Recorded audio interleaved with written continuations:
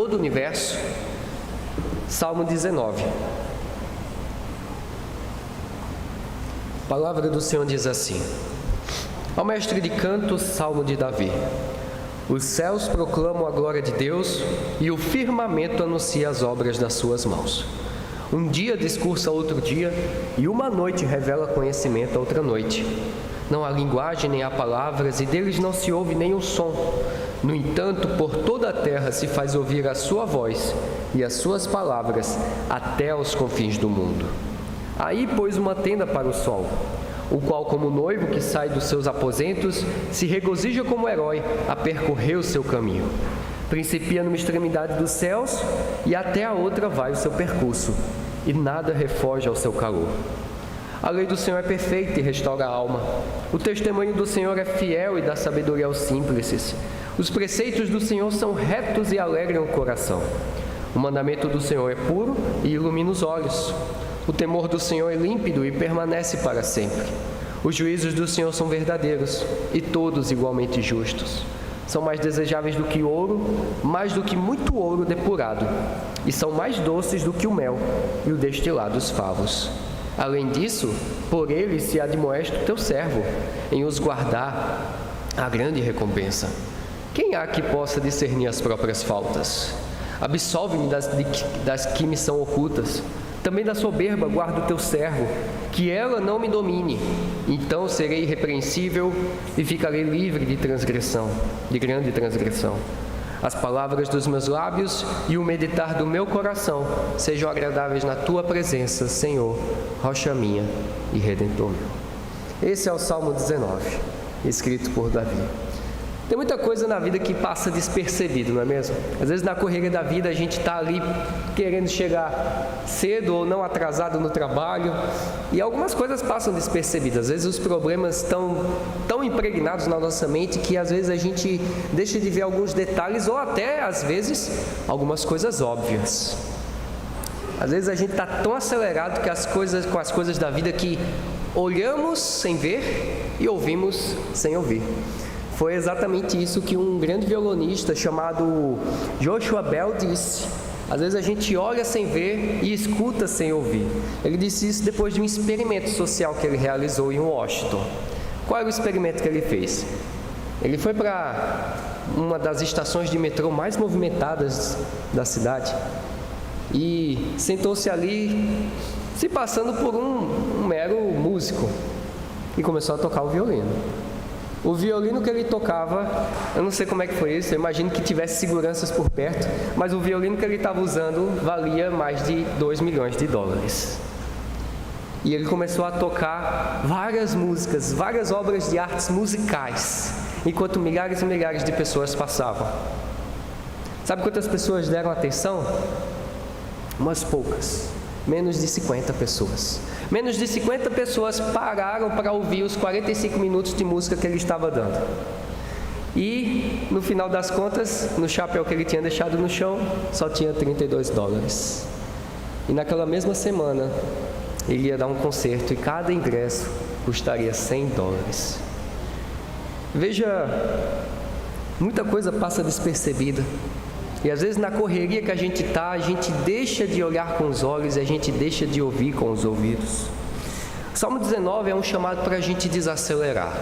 O Salmo 19 é um chamado para a gente não deixar despercebido algo muito mais valioso do que um violino de milhões de dólares de um artista talentoso tocando uma bela música no metrô. O Salmo 19 nos chama a darmos a atenção devida à glória do Senhor. E o salmista vai explicar que a glória do Senhor pode ser constatada em duas formas. Quando nós observamos o céu, é bonito aqui, né? A nossa igreja tem essas janelas e às vezes parece um quadro, em que você vê o céu, a nuvem, uma parte das árvores, os pássaros caminhando. O salmista está dizendo que quando nós olhamos a criação, nós vemos a glória do Senhor. Mas ele fala também que quando nós lemos a palavra, nós vemos a glória do Filho desse Criador. Claro que a revelação do Senhor também tem 4 formas de ser vista. Todo homem tem no seu coração um senso de divindade, como também Jesus Cristo foi o ápice da revelação, como o autor aos Hebreus diz. Mas hoje o Salmo 19 nos chama a atenção para essas duas coisas valiosas. A glória do nosso Criador, revelada na criação, e a glória do Criador e a sua salvação, revelada na palavra. E quando a gente contempla essas duas coisas, só tem uma forma de reagir: em adoração e em uma busca de santidade. Então, se você quer exercitar a sua devoção no coração, busque estar atento à glória do Senhor. É sobre isso que nós vamos meditar hoje. E a nossa primeira lição está no primeiro versículo a 6. A glória de Deus se faz conhecida por toda a criação. Olha de novo o primeiro versículo. Os céus proclamam a glória de Deus e os firmamentos anunciam as obras de suas mãos. A ideia do salmista Davi aqui é que existe uma abundante proclamação por parte da criação. Ele diz que os céus proclamam a glória de Deus. São 3 tipos de céus que existem. Tem o céu azul que a gente vê, tem o céu, espaço sideral, o universo, e tem também o céu que a Bíblia fala, a habitação de Deus. E o salmista está dizendo, esses 3 céus, os céus proclamam a glória do Senhor. E não tem como viver nessa terra sem ver a glória do Senhor. É isso que ele está dizendo. Não tem como você passar nessa terra e não se deparar com essa proclamação. Eu lembro que quando estudava biologia na escola, eu ficava estupefado com os detalhes quando a gente estudava o corpo humano e cada sistema respiratório. Agora imagina aqueles que estudam o céu, astronomia, viu? Não é astrologia não, astronomia. E você vê quantas estrelas, e você vê o cálculo que os cientistas fazem do quão comprido é, quão grande é o espaço. Já pensou nisso? Antes as pessoas não tinham tanto conhecimento como hoje a respeito do espaço, e elas já ficavam admiradas, já ficavam perdidas. Deus disse para Abraão, olha o céu, tenta contar as estrelas. Não dá, né? Pois é, eu farei uma nação numerosa de você. Deus chama a atenção do céu e Ele mostra que o céu é grande. E quando a gente começa a considerar a grandeza do céu, as constelações que são usadas pelos navegantes há tanto tempo para não se perder, a gente vê quão abundante é essa proclamação. E é disso que o salmista está dizendo. A glória de Deus é abundante, é imensa, é grande, é envolvente, como o céu. E aí no versículo 2 ele vai dizer que essa glória se repete todos os dias. O versículo 2 diz, um dia discurso a outro dia, e uma noite revela conhecimento a outra noite. Deus revela a sua glória para a sua criação continuamente, todos os dias. Todos os dias nós temos um pôr do sol diferente para admirar. Todos os dias o sol se levanta, o sol baixa. Todos os dias Deus está revelando a sua glória para a humanidade. E aí no versículo 3 ele diz, não tem linguagem, não há palavras, deles não se ouve nenhum som.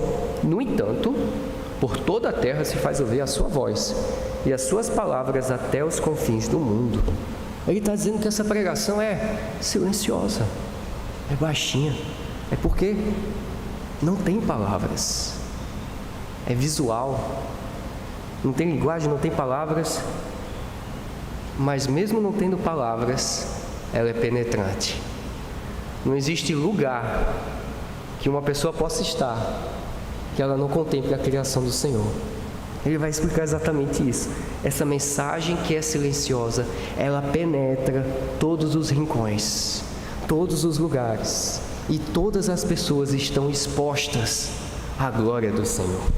O apóstolo Paulo entendeu isso. Em Romanos nós temos um comentário do apóstolo Paulo a respeito desse assunto. Em Romanos capítulo 1, verso 20, o apóstolo Paulo vai dizer que os atributos invisíveis de Deus são constatados por toda a criação. Ele vai dizer, os atributos invisíveis de Deus, o seu eterno poder, a sua própria divindade, claramente se reconhecem desde o princípio do mundo, sendo percebidos por meio das coisas que foram criadas. E a conclusão, tais homens por isso são indesculpáveis. Nós lemos esse versículo e nós lemos a perícope hoje na liturgia. Ninguém, quando chegar diante do Senhor, vai poder dizer, e o Senhor existe? Não sabia, não imaginei, pensei que não existia Deus. Não, todos nós estamos em constante contato com a glória de Deus, porque nós vivemos no mundo que Ele foi criado, nós somos as criaturas criadas por Ele. E o apóstolo Paulo conclui: ninguém estará indesculpável, porque todos nós vimos a glória do Senhor na criação. E aí, nos versos seguintes, Davi vai comparar essa mensagem gloriosa, envolvente, linda, silenciosa, a um noivo que brilha como o sol. Veja o versículo finalzinho do 4 em diante. Aí pôs uma tenda para o sol, o qual, como noivo que sai dos seus aposentos, se regozija como herói, a percorrer o seu caminho. Principia uma extremidade dos céus e até a outra vai o seu percurso, e nada refoge ao seu calor. Na nossa cultura, na cultura ocidental, a noiva no casamento é que tem toda a atenção, não é mesmo? Lembra quando você foi no casamento e tem a entrada da noiva, o pessoal fica até em pé. O pessoal fica em pé, olha ali para a porta, olha ali para a entrada, e lá vem a noiva, lá vem a noiva. Às vezes a noiva vem num carro chique, bonito. Às vezes a noiva vem até montada num cavalo branco. Mas na cultura oriental, nós vemos um pouco dos detalhes de como era o casamento na época de Jesus. Quem tem a atenção é o noivo. Na cultura oriental, nós vemos o noivo com a atenção. E quem faz o desfile aqui é a noiva, né? Mas lá no Oriente é o noivo. E como é que é esse desfile? Como é esse caminhar do noivo? É basicamente o seguinte: o noivo vai até a casa do pai da noiva, busca a noiva, leva para a casa do pai do noivo, e ali acontece a grande festa. Ali acontece o grande banquete, ali é o casamento, ali é a grande alegria. E aí Davi retrata a revelação do Senhor dessa forma, como a marcha de um noivo que vem de leste a oeste, como o sol também faz. Esse noivo, essa mensagem é como o noivo e é como o sol, é um noivo que tem um brilho celestial. E como é triste, meus irmãos, saber que tem gente que olha sem ver para essa grande marcha. Porque todo dia o sol faz isso. E nós vemos a mensagem sendo proclamada, mesmo que silenciosa, ela está em evidência. Mas como é triste ver pessoas que olham e não percebem, estão cegas.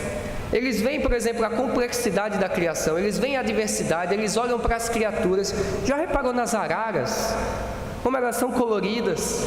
Se eu desse um desenho de uma arara em branco para as crianças pintarem, as crianças iam pintar mais colorido. Se fossem os adultos, ia fazer que nem o McDonald's, cinza, preto, um pouquinho de amarelo. Deus, Ele tem essa criatividade. Ele demonstra a sua inteligência, Ele demonstra a sua sabedoria na criação. Quantas pessoas estudam isso? Todos nós estudamos, mesmo de forma rasa, como é na escola. Porque o que a gente vê na escola não se compara com os cientistas que se aprofundam em assuntos específicos. Mas tem gente que olha para tudo isso e diz: olha, e quem diria que essa montanha surgiu de uma explosão? Quem diria que essa árvore, quem diria que o sistema imunológico foi vindo de uma evolução? Veja como é triste. As pessoas veem a glória de Deus e não prestam atenção e não atribuem. Podem até prestar, mas não conseguem interpretar corretamente. E não conseguem dar a devida glória ao seu Criador. Nem sempre foi assim. É importante a gente lembrar isso. Algumas pessoas costumam demonizar a ciência, mas a ciência, quando é bem feita e para a glória de Deus, ela é uma das partes da teologia. Eu lembro de uma frase: as ciências o estudo das coisas é as ciências da teologia. Mas nem sempre foi assim. Um dos primeiros cientistas eram cristãos: Isaac Newton, Michael Faraday, e mais recente, falecido Adalto Lourenço.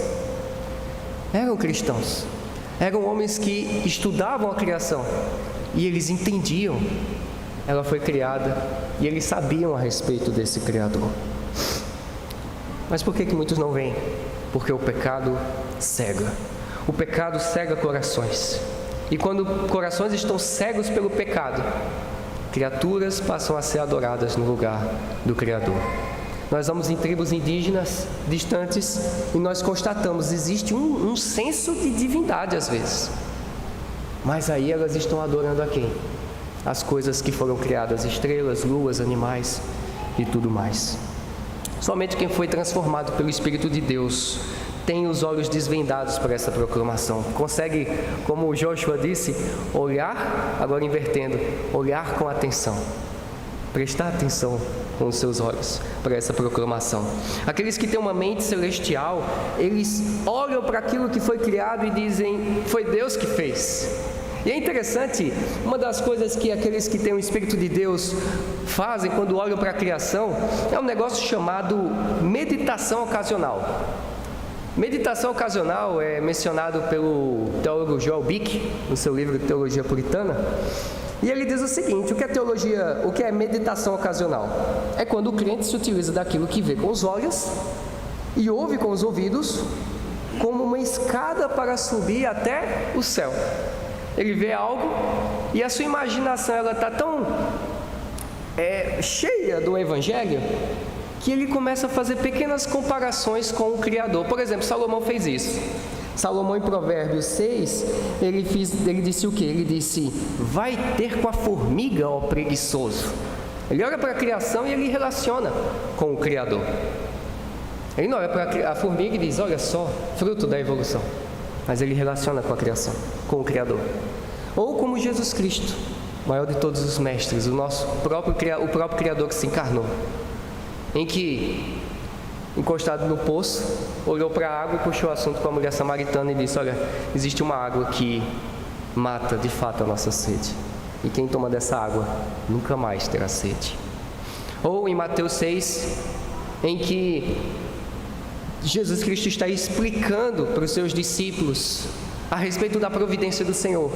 E ele diz, observe as aves dos céus, observe as flores dos campos, Deus cuida, Deus criou, Deus cuidou. E o que dirá de você que é criado à imagem e semelhança do Senhor? Se Deus cuida dessas pequenas coisas, Ele também não vai cuidar de você? É isso que aquelas pessoas que já não estão mais cegas, mas vivificadas espiritualmente, pensam. Exercitam o seu raciocínio, a sua imaginação, quando veem a glória de Deus na criação. Essa é a nossa primeira lição aqui. A glória de Deus se faz conhecida por toda a criação. E nós podemos exercitar a nossa devoção quando nós refletimos no que foi criado e damos a glória ao Criador. Essa é a nossa primeira lição.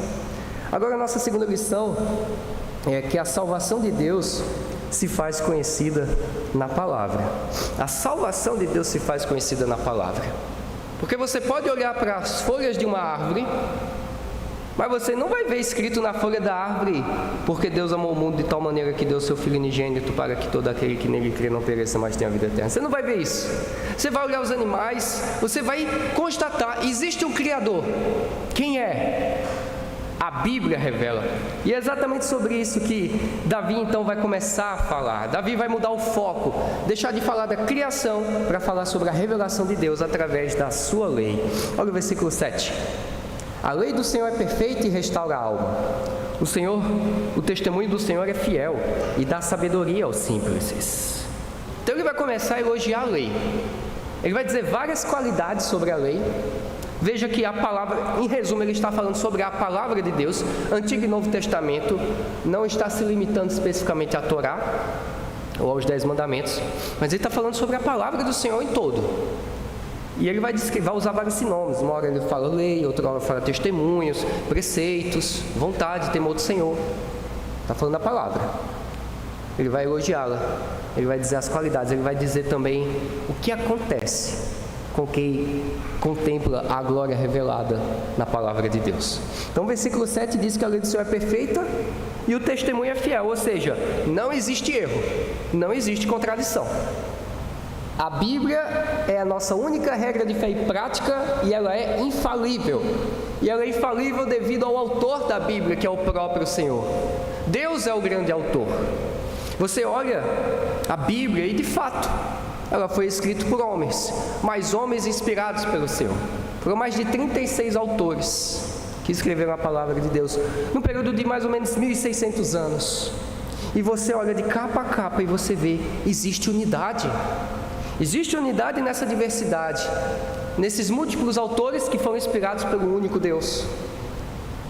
Nesses múltiplos autores que estão contando uma única história, a revelação de Deus por meio dos pactos, por meio das alianças, mostrando, como Paulo diz em 2 Timóteo 3, mostrando a sabedoria que encontramos na salvação em Cristo Jesus.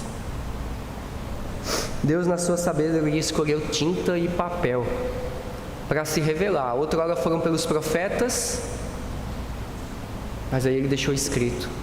Veio a grande revelação em Jesus Cristo, mas Ele também deixou escrito, como meio de preservar a sua revelação para todas as gerações. E assim hoje, você tem um livro em sua mão, um livro antiguíssimo e valioso, escrito pelo próprio Criador do Universo. E o seu testemunho é fiel. O grande testemunho da Bíblia é a redenção em Jesus Cristo. O Antigo e o Novo Testamento falam de Jesus. O Antigo Testamento tem as promessas. O Novo Testamento tem o cumprimento dessas promessas em Jesus. E quem lê a Bíblia, o salmista diz, tem a alma restaurada, tem sabedoria, restaura a alma, dá sabedoria aos simples. Quem tem e lê e se envolve com o coração devoto à palavra do Senhor, tem sua vida transformada, tem sua vida restaurada. Eu lembro muito da história de John Newton, um homem que foi usado por Deus para escrever cartas, para pregar, mas provavelmente ele é mais conhecido por todo o mundo pelos hinos que ele escreveu, especificamente Amazing Grace. Mas aquele homem, antes de ser usado por Deus dessa forma, antes de ter a sua alma restaurada, ele era um comerciante de escravos. Ele desperdiçava a sua vida. Ele vivia de forma tola nesse mundo. Mas foi quando Deus veio através do seu Espírito, por meio da sua palavra, a sua vida foi transformada. O salmista Davi continua agora no versículo 8. Os preceitos do Senhor são retos e alegram o coração. O mandamento do Senhor é puro e ilumina os olhos. Ele diz que os preceitos são retos. Depois dessa enchente, as ruas ficaram meio tortas, né? Muito buraco e tal. A gente está sonhando com uma rua nivelada, uma rua reta. O salmista está dizendo, os preceitos do Senhor são nivelados. O mandamento do Senhor é puro. Nivelados, os mandamentos do Senhor são livres de contaminação. Quanto mais alguém lê a Bíblia, o Salmo diz, mais o coração fica alegre e mais os olhos são iluminados. Quanto mais nós lemos a Bíblia, mais nós entendemos as coisas que acontecem ao nosso redor. Não só a questão da criação e de dizer assim, foi Deus que criou todas essas coisas, mas também de olhar para as crianças e ver quando elas fazem coisas erradas, você dizer, eu sei por que ele é assim, é o pecado, total depravação. É você olhar para as coisas, para a corrupção, para as coisas desse mundo, e aí seus olhos ficam iluminados. No meio da escuridão desse mundo, seus olhos funcionam como uma lanterna, e você olha para as coisas que acontecem e você vai vendo, olha, estou entendendo, é por isso, é por aquilo. E de fato, quando nós temos nossos olhos iluminados, nosso coração é alegre. Porque de alguma forma a gente vê que a injustiça que tem nesse mundo, entendemos a origem, entendemos a solução, que é o Evangelho. Entendemos que aquele que criou todas as coisas não tarda na sua justiça. Agora no versículo 9, o temor do Senhor é límpido e permanece para sempre. Os juízos do Senhor são verdadeiros e todos igualmente justos. Temor do Senhor não significa medo, tá? Às vezes a gente não, eu temo a morte, então eu tenho medo. Se bem que existe um certo medo, todos que se encontraram, chegaram perto da presença ali de Deus, eles tiveram medo, as pernas tremeram. Mas esse temor aqui não é algo negativo, mas é algo positivo, tem muito a ver com a reverência. Mas você dizer, eu estou diante do Deus Todo-Poderoso. E ele diz, o temor do Senhor é puro, é límpido. Os juízos do Senhor são verdadeiros. O temor do Senhor é essencial para a gente manter uma vida limpa e reta diante de Deus. E ele continua no versículo 10, são mais desejáveis do que o ouro, mais do que muito ouro depurado, e são mais doces do que o mel e o destilado dos favos. Davi é o autor desse salmo, e Davi era um homem rico, Davi era o rei de Israel. E ele tinha muito contato com o ouro. Ele sabe o que é ouro. Ele sabe dizer, isso aqui é joia, isso aqui é bijuteria. E ele diz aqui, a palavra do Senhor é muito mais desejável do que o ouro. O ouro mais puro que você encontrar nessa terra, a joia mais bem trabalhada, a palavra de Deus vale muito mais do que isso. E é mais doce do que o mel e destilado dos favos. Quando nós entendemos as qualidades da palavra de Deus para as nossas vidas, nós vamos valorizá-la mais do que nós valorizamos o nosso salário que cai todo o início do mês ou final de mês. Porque você, quando administra o salário, você administra com toda a sabedoria, não é mesmo? Pelo menos deveria. Você não quer que ninguém tire de você. O salmista diz, quando a gente entende o valor de Deus, nós tratamos como algo mais valioso do que o ouro. Existe uma jovem chamada Mary Jones que entendeu o valor da palavra de Deus. Ela passou anos e anos juntando dinheiro para comprar sua Bíblia. Porque na época que ela vivia, no século em que ela vivia, ter uma Bíblia era quase que mais valioso do que o ouro. Era muito caro. E ela trabalhava, e ela juntava dinheiro, e a mesada, digamos assim, que ela ganhava, ela guardava. Ela não gastava com sapatos, não gastava com coisas que precisava, com o lanche, mas ela guardava tudo para juntar e comprar uma Bíblia. Até que um dia ela teve dinheiro suficiente e foi comprar essa Bíblia.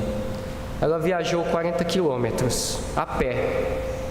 Chegando lá na casa do pastor que vendia Bíblias, o pastor disse, não tem mais Bíblia. Eu tenho algumas aqui, mas elas já estão vendidas. Ela contou a sua história, ela ficou totalmente triste, arrasada. O pastor ficou condoído e olhou assim, tinham 3 Bíblias para uma única pessoa, em 3 idiomas diferentes. Aí essa aqui, ele se vira com outra, toma essa. E entregou para ela. Essa história impactou tanto aquele pastor como outras pessoas, que aí um grupo de pastores resolveu se unir e dizer assim, não podemos ter crianças, adultos, sem acesso à palavra de Deus, passando anos e anos para comprar a Bíblia tem que ser acessível. Por mais que entreguemos Bíblias por aí de graça, isso não menospreza o valor dela, ela continua valiosa. E daí, a partir dessa história, surgiu a Sociedade Bíblica do Brasil, porque entendeu que é o bem mais valioso que alguém pode ter. É isso que o salmista está dizendo aqui. Cada atributo da lei mencionado nos mostra como a palavra de Deus é um guia infalível para a nossa vida, como é o bem mais precioso. Nós precisamos nos exercitar nela. A palavra do Senhor nos chama à sua obediência. Quem reconhece o valor dessa palavra tem uma vida diferente. E aí isso nos leva à terceira lição. A terceira lição é que quando nós contemplamos a glória e a salvação de Deus, nós somos levados a um arrependimento e a uma busca por santidade. Olha o versículo 11. Além disso, por ele se admoesta o teu servo, em os guardar a grande recompensa. Quem há que possa discernir as próprias faltas? Absolve-me das que são ocultas. O que é que Davi está querendo dizer aqui? Ele está dizendo que eu e você não temos a capacidade de discernir o certo e errado. Antes da nossa conversão, a gente não conseguia discernir direito a glória de Deus. A gente até via, admirava as coisas. Alguns por aí ainda não são convertidos, mas até podem ter consideração pela palavra, dizer, não, de fato, os 10 mandamentos podem nos beneficiar. Alguns vão extrair alguns princípios, mas eles esquecem o essencial, que é a vida do Senhor Jesus Cristo e a redenção que há em Jesus. Então, quando a gente entende a glória do Senhor, o salmista aí está dizendo, olha, quem é que pode discernir as próprias faltas? Antes, eu estava cego para a glória de Deus. E aí ele vai dizer, se tem uma coisa que a gente também está cego, que a gente vê sem os olhos, é o pecado. E a palavra de Deus nos traz à tona essa noção. Então, o salmista aqui já tem uma noção. Quem há que possa discernir as próprias faltas? Absolve-me das que me são ocultas. Se eu não consigo discernir, o que é que eu vou fazer? Eu vou clamar, Senhor, absolve-me dos pecados que eu nem percebo que eu cometo. Todos nós caímos nessa rede. Não tem ninguém que diga que está livre de erros. Quanto mais a gente chega perto dessa luz, mais a gente enxerga o nosso pecado. E essa é a nossa grande recompensa, esse é o grande benefício. Nós reconhecermos a nossa inferioridade, as nossas limitações, a nossa vida corrupta. E ele fala no versículo 13: também da soberba guarda o teu servo, que ela não me domine. Então serei irrepreensível e ficarei livre de grande transgressão. Muitas pessoas se afastam da palavra de Deus justamente porque ela mostra os pecados. Então, como João diz no Evangelho, para que o pecado não seja exposto, as pessoas fogem, como as baratas fogem da luz. Mas aí o salmista fala: Senhor, me livra da soberba, que ela não me domine. Você sabe o que é soberba? Soberba, orgulho. Davi está falando sobre isso. Você acha que tem soberba no seu coração? Tem.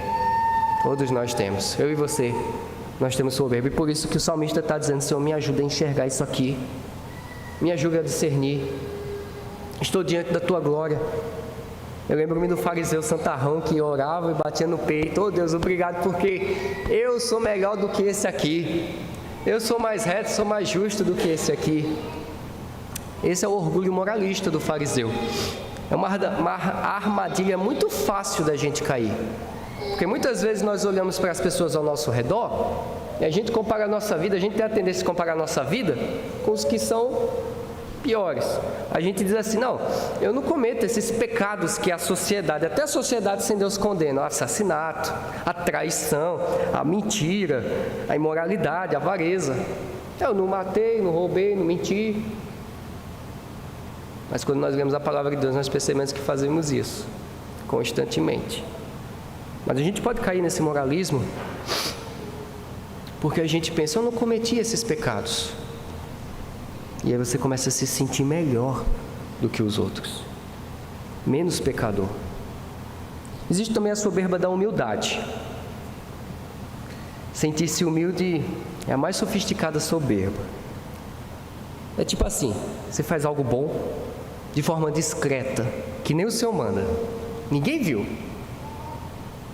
E aí você volta e meia, senta e fica passeando naquela memória: eu fiz tal coisa, ninguém sabe, só eu e Deus. Como eu sou bom. Enquanto esses outros aí ficam querendo elogios.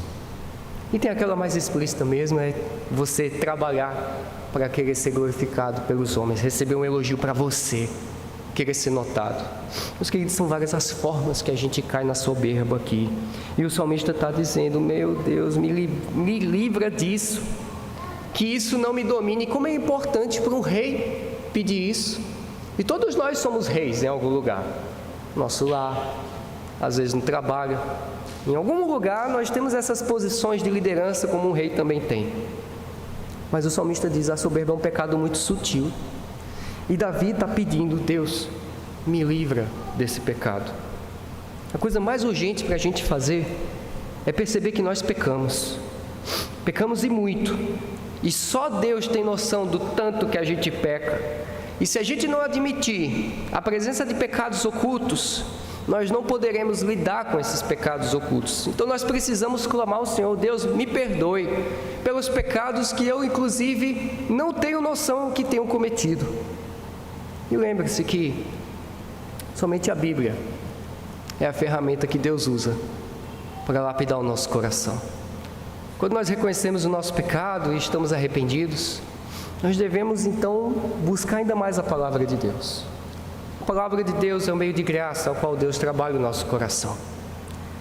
A Bíblia contém os ensinos, contém a revelação do Senhor. Através dela, Ele vai moldando a nossa vida. Devemos buscar o Espírito e não alimentar a carne, a palavra de Deus diz. E assim, quanto mais envolvido com a Bíblia nós estamos, mais Deus vai trabalhando em nossa vida. Ele vai construindo e moldando o nosso caráter. Um caráter à semelhança do nosso Salvador Jesus Cristo. Esse deve ser o nosso grande alvo. Quando nós contemplamos a glória de Deus na criação, quando nós contemplamos a glória de Deus na lei do Senhor, nós precisamos almejar estar cada vez mais próximos e desejosos de dizer assim: Senhor, me livra dos pecados ocultos e trabalha a minha vida para que eu esteja mais parecido com o meu Salvador, Jesus Cristo. E aí no versículo 14 ele finaliza dizendo assim: as palavras dos meus lábios e o meditar do meu coração sejam agradáveis à tua presença, Senhor, rocha minha e redentor meu. Davi quer coerência na vida, então ele termina dizendo isso: meus lábios e o meditar do meu coração sejam agradáveis à tua presença. Porque é muito fácil eu enganar o próximo. Eu posso falar palavras bonitas, mas no meu coração só ter corrupção. É muito fácil enganar os outros, mas é impossível enganar Deus. E ele diz: Senhor, eu estou na tua presença diariamente. Ele lembra do Salmo 139 que ele compôs: o Deus que sabe de tudo, está em tudo. E ele diz: Senhor, que as palavras dos meus lábios e o meditar do meu coração sejam agradáveis na tua presença. Minha vida deve ser agradável a ti e não aos outros, mas somente a ti, porque tu és a minha rocha, o meu redentor. Meus queridos, tem muita coisa na vida que passa despercebida. A gente viu a história do experimento do violonista Joshua Bell, mas aqui a gente viu algo muito mais importante no Salmo 19. O poeta Davi dizendo: se algo que nós não podemos passar nessa vida sem perceber é a glória de Deus, é dar a glória devida ao Senhor. Aqueles que têm visto toda a criação e negado a glória ao Senhor, têm abafado, como Paulo diz, esses continuam condenados. Esses são indesculpáveis perante o Senhor. Nós precisamos falar então da revelação especial que é a Bíblia, que fala do verdadeiro Evangelho, aquele que salva, que vai dar sentido. Precisamos espalhar essa mensagem por aí, para que as pessoas desacelerem, possam contemplar aquilo que está ao seu redor e possam dedicar tempo a ler a palavra do Senhor. Quantas vezes nós estamos tão acelerados que a gente, quando vê o dia passou e você não leu a Bíblia? É desafiador. Programa um momento no seu dia para ler a palavra do Senhor. Pode ser, por exemplo, na hora da refeição. Às vezes o almoço é um momento que toda a família está reunida. Você pode dizer assim: pessoal, aí você vê se é antes, depois do almoço, vamos ler a Bíblia, vamos orar. Leia a Bíblia, dá uma breve reflexão, ora, 15 minutos. Se puder ser mais, ótimo. Mas se não, pelo menos 15 minutos ali com a sua família. Nós precisamos dedicar tempo e ver com atenção, ouvir com atenção a palavra de Deus. Nós precisamos, se a revelação natural, geral, que é na natureza, não salva, mas torna as pessoas indesculpáveis, nós precisamos anunciar a revelação especial. Precisamos pregar. Então pregue. Mesmo não sendo pastor, mesmo não sendo presbítero, pregue, porque você é um cristão, você conhece essa mensagem. A pregação da criação é muda, mas a pregação dos filhos de Deus é audível. Paulo disse: pela pregação do Evangelho é que haverá salvação. Invista, ore pelo avanço do Evangelho, invista de forma financeira também no avanço do Evangelho. Para quê? Para que as pessoas possam ver com atenção, ouvir com dedicação a glória do Senhor que está espalhada tanto na criação como na sua palavra. Esse é o glorioso chamado que nós temos no Salmo 19. E que essa glória que está envolta sobre nós, e ainda mais nos crentes de forma especial, ela possa nos levar sempre a um discernimento. Discernir as nossas vidas, em dependência ao Espírito de Deus. Procurar ver: Deus, eu tenho errado, me arrependo, quero uma vida agradável a Ti. Esse salmo nos chama para isso. Que Deus abençoe a todos nós e que possamos estar guardando a Sua palavra no nosso coração. Vamos orar? Senhor, nós Te damos graças porque o Senhor escolheu a poesia como forma de revelar também a Tua glória e revelar o Teu Salvador para nós. Obrigado, Pai, pelo Salmo 19, que nos chama a olhar com atenção para a Tua glória nos céus, na terra e nas palavras escritas neste livro. Abençoa o Teu povo, Senhor, e fortalece. Essa oração que nós fazemos, em nome do Senhor Jesus Cristo. Amém.